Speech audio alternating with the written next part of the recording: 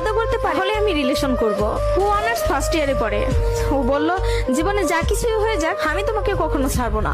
আমাদের সম্পর্কের বয়সটা যখন 2 বছর, তখন আমার বাসায় বিয়ের প্রেশার দেওয়া শুরু হয়ে গেল। ফ্যামিলি দেখে ছেলে খুঁজতেছে, সরকারি চাকরিওয়ালা, বিসিএস ক্যাডার।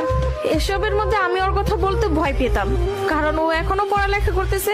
চাকরি তো দূরের কথা, চাকরি পাইতে তো অনেক সময় লাগবে, কিন্তু আমার ফ্যামিলি তো আমাকে সময় দিবে না। আমি অনেক কষ্টে আম্মুকে রাজি করাই। আম্মু যেন আব্বুকে এই কথাটা বলে, আর আম্মু আব্বুকে বলে। আব্বু সাথে সাথে মুখের উপর বলে দেয় সম্ভব না, বেকার ছেলের হাতে আমি আমার মেয়েকে দিব না।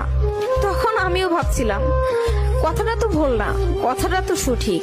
কোনো বাবা মাই চাইবে না বেকার ছেলের কাছে মেয়েকে বিয়ে দিতে, আমি নিজেও তো কখনো চাইবো না। কিন্তু তারপর মাথায় চলতেছে আমি যদি ওকে হারাই ফেলি আর কখন কি ফিরে পাবো ওকে? আমি তো আর ফিরে পাবো না। পরবর্তীতে আমি ওকে সব বলি, ওকে বলি